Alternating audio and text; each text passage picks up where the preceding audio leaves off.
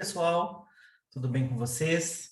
Hoje daremos sequência à nossa aula de saúde coletiva, cujo tema é a criação do SUS.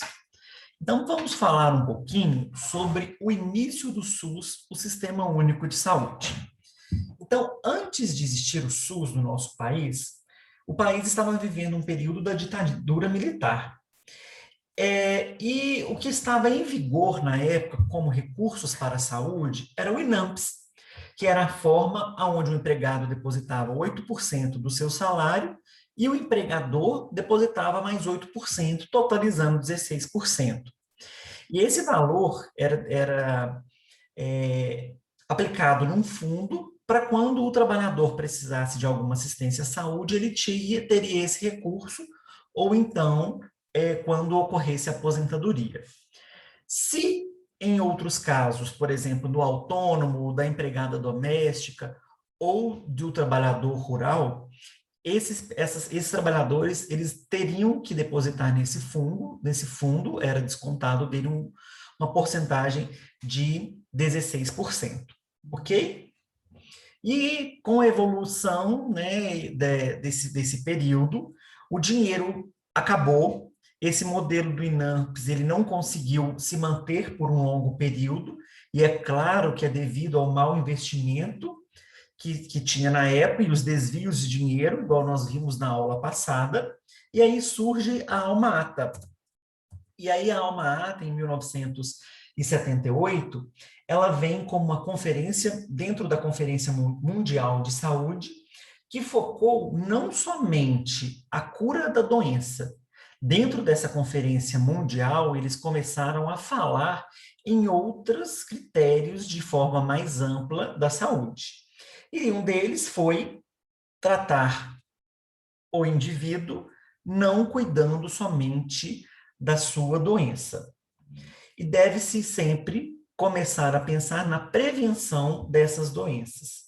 E se algum paciente apresentasse alguma sequela, dentro dessa conferência já começa a se pensar também em reabilitação desse paciente, que é a cura ou uma qualidade de vida melhor para esses pacientes que apresentavam sequelas.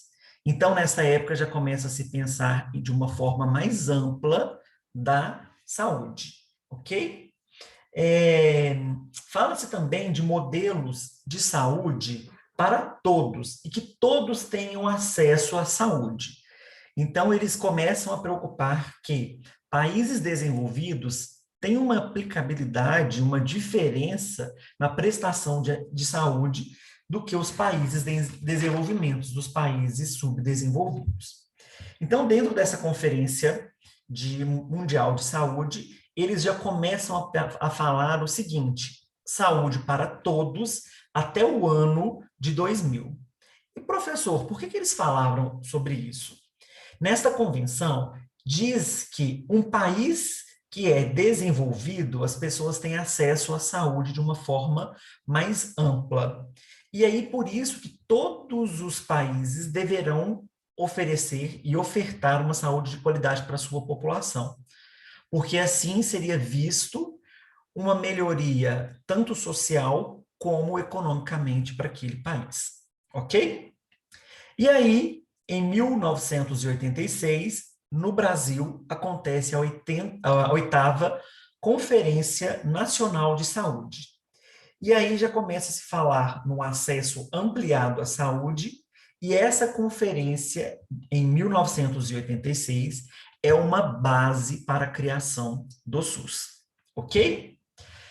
Então, começa a se pensar, né, dentro dessas conferências, que para você não ter doença, não basta você ter somente saúde.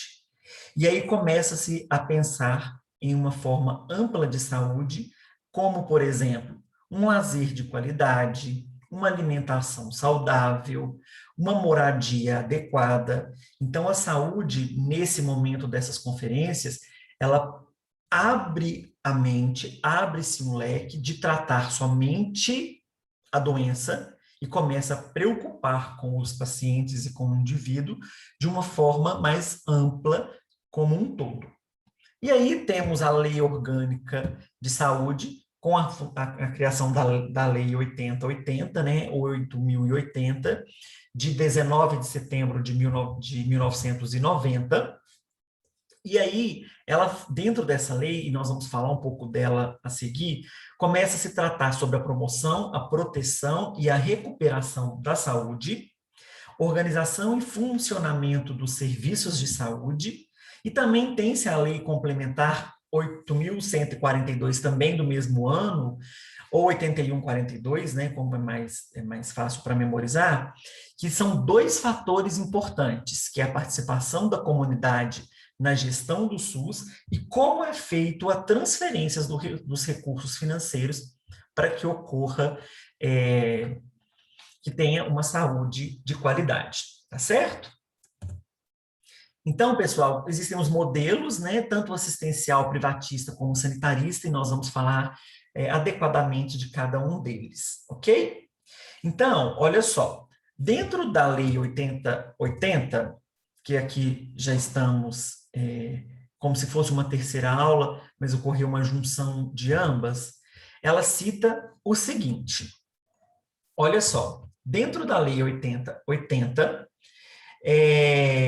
cita-se que a promoção, proteção e recuperação da saúde e a organização dos serviços.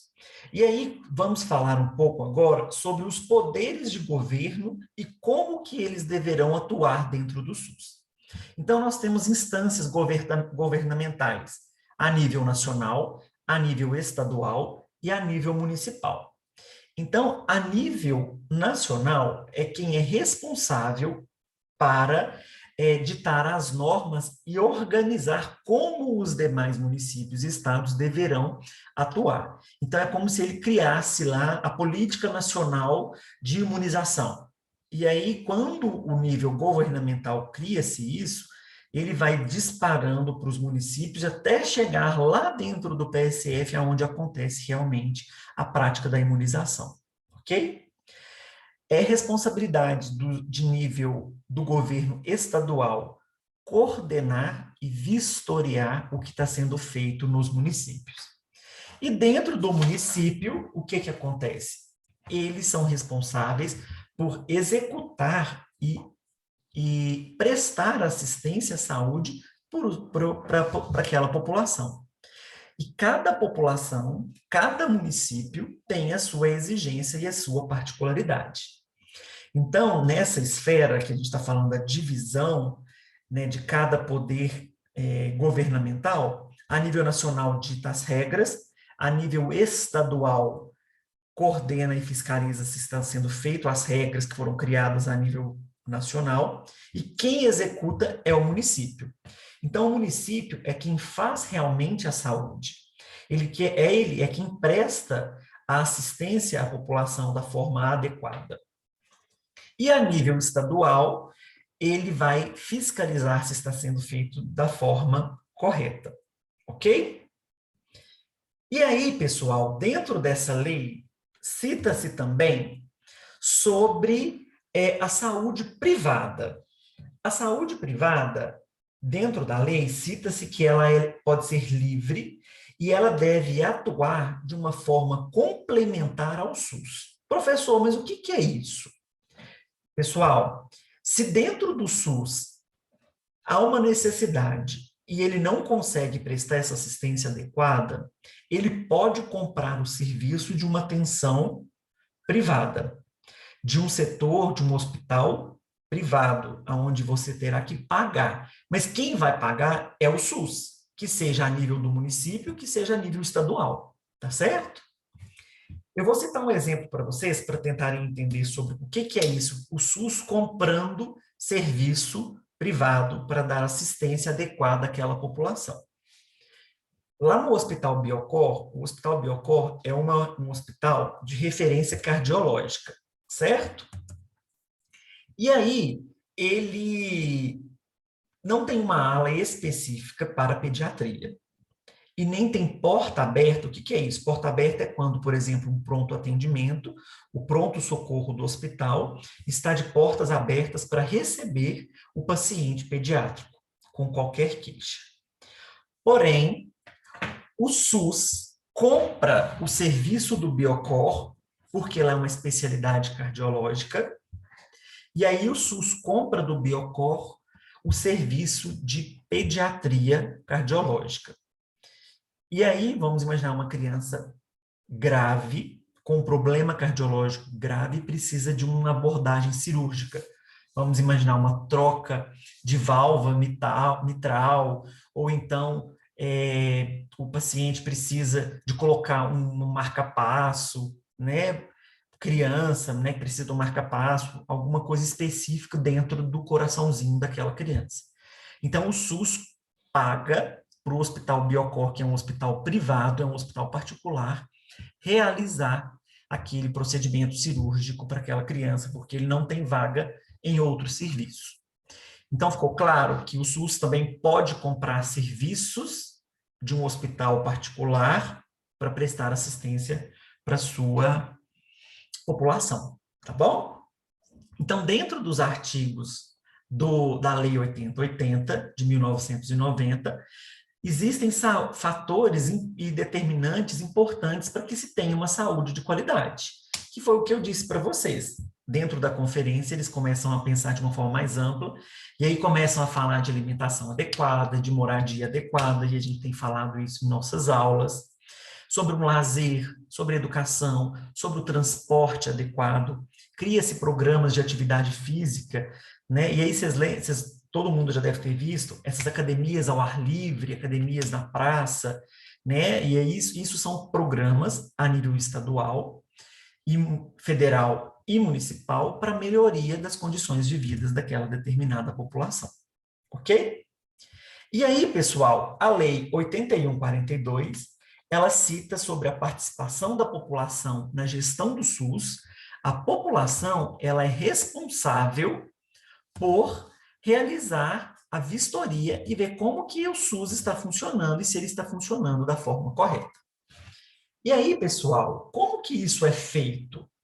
Ele é feito através dos conselhos de saúde, tá certo? Então, os conselhos de saúde, existem conselhos a nível municipal, que é chamado de Conselho Municipal de Saúde. Existem conselhos a nível estadual, que são os Conselhos Estaduais de Saúde. Então, vamos falar primeiramente do Conselho Municipal de Saúde. O Conselho Municipal de Saúde, ele deverá ter reuniões mensais. E aí, cada município determina qual é o dia que ele vai realizar as suas reuniões. Geralmente, os municípios, eles pegam, por exemplo, vai ser na última quinta-feira do mês. Não, vai ser na primeira segunda-feira do mês. Então, cada município determina quando ele quer. E aí tem que ser rigorosamente todo mês. Professor, e quem participa dessas reuniões? Essas reuniões são abertas à população. Então, quem quiser participar, pode participar dessas reuniões. E aí, obrigatoriamente, tem que ter 50% da comunidade participando, 25% dos profissionais de saúde deverão participar, 12,5% das pessoas são os prestadores de serviços, e a outra parcela de 12,5% são dos representantes do governo. E como que convoca, como que as pessoas são convidadas para esses conselhos, para essas reuniões de conselho a nível municipal? O agente comunitário de saúde, junto com a enfermeira do PSF, junto com o dentista do PSF, junto com o médico, começam a divulgar as datas e convidar a população para a realização dessas reuniões. Essas reuniões são realizadas geralmente num polo esportivo ou em um salão comunitário que tem dentro de um determinado bairro que acontecem essas reuniões. E aí convida toda a população e a população deve se comparecer, tá certo? Os outros 25% que são profissionais de saúde são são membros efetivos desses conselhos. Então, é obrigatório ter um enfermeiro, é obrigatório que o médico participe, e aí são pessoas que vão se dispor, né, a manter o seu cadastro para essa realização das reuniões. E os demais também são convidados. E aí são convidados, por exemplo, membros da Secretaria de Educação, membros da Secretaria Municipal de Assistência Social, membros da Secretaria de Desenvolvimento Humano. Então, são convidados várias pessoas de representantes a nível do governo para estarem presentes. E nessas reuniões de conselho é onde as pessoas irão controlar os gastos e acompanhar e aprovar serviços de saúde. Por exemplo, execução de serviço da vigilância sanitária. Vamos imaginar que o município cria-se um projeto onde, a partir de tal data, eles vão vistoriar todos os estabelecimentos que fornecem marmitex, por exemplo. E aí passa-se por uma aprovação do conselho. Qual que vai ser o recurso utilizado? Vai ter algum gasto? De onde que esse dinheiro vai sair? De qual lugar que esse dinheiro vai sair? Qual que é o objetivo dessa proposta? Tá? E aí o Conselho Municipal de Saúde, ele tem que aprovar, tá certo? A nível de vigilância epidemiológica, nós estamos tendo um alto índice de contaminação e de transmissão da dengue. Quais ações que nós vamos fazer? Nós vamos ter que contratar mais agente comunitário de saúde? Aí a população tem que aprovar, junto do Conselho Municipal de Saúde. Nós vamos precisar de contratar mais 1.000 agentes comunitários de saúde e o salário vai ser R$ 1.300. Então, aonde que vai sair o dinheiro para o pagamento desses profissionais? Vai ser concurso público? Vai ser contratação CLT? Vai ter um processo seletivo simplificado? Qual que vai ser a forma de contratação? Então, dentro do conselho, estabelece todas essas regras e eles vão acompanhando o que está acontecendo. E nessas reuniões de conselho, a população pode levar para os conselheiros de saúde as suas necessidades. Por exemplo, imagina-se um membro de uma determinada comunidade, aí ele vai nessa reunião e chega lá, ele pede a palavra e ele tem a palavra para ele. E ele pode falar assim, olha, no meu bairro está acontecendo muita contaminação por leptospirose, por exemplo. Várias pessoas estão adoecendo. E aí eu quero saber o que o Conselho de Saúde pode intervir para melhorar isso. E aí o Conselho vai destinar ações pela vigilância sanitária, ações para vigilância epidemiológica, e aí, num segundo momento, traz um retorno. Olha, na reunião de tal data teve essa e essa queixa, né? E aí nós fizemos essas ações e tivemos esses benefícios aqui. Então, o Conselho tem fundamental importância dentro do município para aprovação e para vistoriar e acompanhar as ações de saúde, tá certo? Outra forma, na Lei 8142, é sobre como é feita a transferência do dinheiro para financiar a saúde. O dinheiro precisa chegar, não precisa? E aí, de onde que vem esse dinheiro para se acontecer a saúde? Porque é muito caro, não é? A despesa é muito alta para se manter uma saúde de um município. E somente o município que é obrigado a fornecer a saúde de qualidade à sua população, ela não consegue a nível municipal, as prefeituras não conseguem. E aí, o que acontece? Esse dinheiro ele é transferido de fundo a fundo. É como se fosse uma conta a nível nacional, com uma conta a nível municipal, que o dinheiro cai direto nessa conta, tá?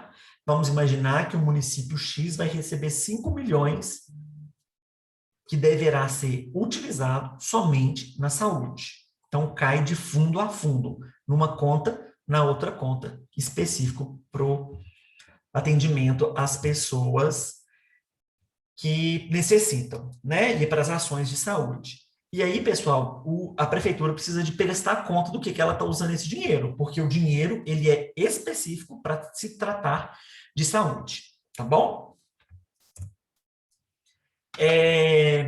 Outra coisa, dentro dessa lei 8080 e da 8142, especificamente da 8080, fala-se sobre a operacionalização do SUS, né? E essa operacionalização do SUS, ela é específica de como o SUS será colocado em prática, o que o SUS vai fazer.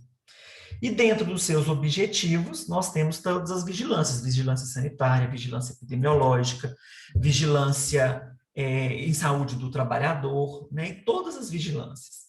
E dentro dessa lei, e aí a nível estadual e também municipal, surgem as políticas de saúde, e aí cada política de saúde depende da necessidade do município, tá bom? Município que tem um déficit muito alto de saúde bucal, é precário, né? Os pacientes têm apresentado muita gengivite, problema de cárie, os pacientes perdem muito os dentes, e aí, quanto menor a renda, menor nível de escolaridade, maior o índice disso, pela falta de higiene, né? E aí, aquele município precisa de desenvolver ações para prevenção da saúde bucal desses pacientes. E aí, dentro dessa lei, estabelece também especificações de promoção, proteção e recuperação de saúde. E aí, o que é isso, professor? A promoção à saúde, ela fica responsável, a promoção e a proteção de saúde, ela fica responsável e a cargo das atenções primárias. E o que é isso? Aonde que isso acontece? Nos nossos postos de saúde, nos nossos PSFs, nas unidades básicas de saúde. Então, essas são responsáveis por realização desta promoção e proteção da saúde. Já a recuperação, ela está responsável a cargo de ambulatórios de especialidades. É como se fosse a atenção secundária. E dentro da recuperação, nós temos também a atenção terciária, que são os hospitais de grande porte. Então, o que a atenção primária não consegue resolver, ela tem que encaminhar para atenção secundária, que é um nível de especialidade médica, onde existem médicos específicos para tratar daquela determinada patologia, é um ambulatório de feridas de maior complexidade, onde eu não tenho as coberturas adequadas ali no PSF, eu tenho que encaminhar esse paciente para essa unidade de atenção secundária. Uma UPA é uma unidade de atenção secundária, porque ela vai tratar aquela queixa do paciente aonde o PSF não consegue. Por exemplo, o paciente chega no PSF relatando uma dor precordial, né? Uma dor no peito de forte intensidade que irradia para o membro superior esquerdo, e aí o médico examina e nenhuma hipótese diagnóstica é do infarto. Ali no PSF eu não tenho um carrinho de parada, eu não tenho as drogas necessárias, eu não tenho o material necessário para intubação e da forma adequada, eu tenho um kit de urgência, mas eu não tenho o amparato e materiais e equipamentos específicos para tratar esse paciente. Então eu preciso encaminhar ele para um outro serviço de atenção secundária, que é as UPAs, certo?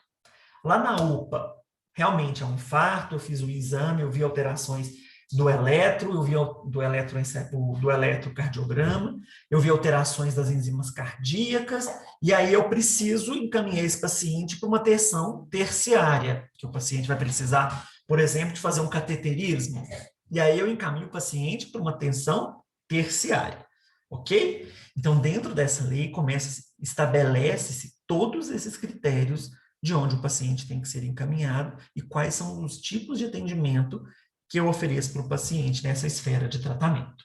Ok? E aí, pessoal, o SUS é muito lindo, né? E aí nós temos as doutrinas do SUS. Professor, o que é isso? Então, nós temos a universalidade, a integralidade e a equidade. Então, vamos falar um pouquinho de cada uma delas. A universalidade, pessoal, é atender a todas as pessoas, independente de sua classe social, de sua raça, de sua cor. Então, é universal. Todos têm que ter acesso a elas, aos serviços de saúde, e eu tenho que atender a toda essa população. Chegou lá o deputado, que eu sei que tem plano de saúde, que tem dinheiro e tudo, mas ele quer ser atendido lá dentro do meu PSF. Ele vai ser atendido. Eu não tenho que, eu não sou universal, o SUS não é universal, o SUS não é para todos. Eu vou atender aquele deputado que tem dinheiro, que eu sei que tem plano de saúde, mas ele quer ser atendido pelo SUS. E ele terá o seu atendimento. A integralidade é oferecer atenção à saúde à população, promovendo ações contínuas de prevenção e tratamento aos indivíduos daquela comunidade em quaisquer níveis de complexidade. Então, o SUS fala que eu tenho que atender o indivíduo em qualquer nível de complexidade. E aí, pegando um gancho no exemplo que eu citei para vocês anterior, o paciente com dor no peito, mas o PSF era o lugar mais perto da sua residência. Ele procurou primeiro o serviço do PSF, não foi? Lá o médico viu que ele estava com uma queixa de dor precordial, pensou uma hipótese diagnóstica no infarto, encaminhou ele para uma UPA. Chegou na UPA, o paciente fez um eletro, colheu um exame de sangue, fez uns exames específicos para ver como é que estão as enzimas cardíacas, né, troponina, CKMB, e deram alterado, e aí viram que o paciente está realmente infartado e ele precisa de fazer um cateterismo. Lá na UPA, não tem como fazer o cateterismo, porque ele precisa de um serviço de maior complexidade, a nível terciário, onde tem um serviço de hemodinâmica. Então, entenderam, compreenderam que o paciente ele foi assistido em todas as esferas do serviço, em todos os níveis do serviço? Isso é prestar uma assistência integral para aquele paciente, ok? E aí vou dar um outro exemplo para vocês. O paciente que mora na área de abrangência do PSF, onde eu atuo, e ele chega para mim e fala: Geraldo, eu estou com uma ferida na minha perna, e essa ferida na minha perna está doendo muito. E aí, eu preciso que você dê uma olhada. Eu avalio aquela ferida, vejo como é que está a ferida do paciente, e aí falo: olha, nós vamos precisar de te encaminhar para um serviço de atenção secundária, porque o médico vai precisar avaliar essa lesão para ver se vai ter que desbridar, porque o senhor é diabético, e aí já tem um tecido necrótico com odor fétido, a gente precisa de avaliar essa lesão em um ambulatório que tenha pequenas cirurgias ou pequenos procedimentos. Entendeu que eu dei o fluxo adequado para o paciente? Entendeu que o paciente vai ter a sua assistência integral, porém em outro serviço? Mas eu, hora nenhuma, deixei de assistir o paciente e assistir o paciente de uma forma mais ampla. E eu tenho que pensar sempre de uma forma holística. Eu tenho que olhar para o paciente de uma forma biopsicossocial em todas as esferas do paciente. O paciente está com essa ferida na perna e é um paciente diabético e é uma ferida que está evoluindo com uma complicação, que é o tecido necrótico, é o odor fétido, é uma ferida que pode estar que está infectada por causa dessas características que nós estamos dizendo. E aí eu tenho que ver o que está acontecendo com esse paciente. Ele está tomando a medicação da forma correta? Ele está fazendo o acompanhamento da forma correta? Ele está participando dos grupos de diabetes, onde a gente fala de prevenção, de alimentação saudável, da prática de atividade física? Ah, professor, não sei. Mas por que ele não está vindo para o PSF para essas reuniões? E aí a gente vai buscar, com a disponibilidade que a gente tem, de lá dentro da casa dele. Aí eu chego lá, o paciente separou da mulher, está triste, perdeu o emprego, não tem condições financeiras para comprar um alimento saudável, um alimento adequado para sua dieta, porque ele é diabético. E aí ele está consumindo açúcar, porque é o que é mais barato do que um adoçante, né? Ele não está consumindo frutas, ele não está consumindo nutrientes adequados. E olha para vocês verem que eu preciso olhar o paciente de uma forma como um todo. Não tem como eu olhar somente a ferida do paciente, eu preciso entender por que aquela ferida está evoluindo dessa forma. Tá ok? E uma outra doutrina do SUS de suma importância é a equidade. E equidade, pessoal, não é o mesmo que igualdade. Tá bom? A equidade é disponibilizar os serviços de saúde com justiça, de acordo com as necessidades de cada paciente, de cada indivíduo, e sempre focando nos que mais precisam. Nossa, professor, mas que coisa estranha. Acabou de falar para mim que o SUS é universal. Sim, é universal. Porém, quando se fala de equidade, eu preciso olhar o paciente com a sua necessidade. E eu vou citar um outro exemplo para vocês.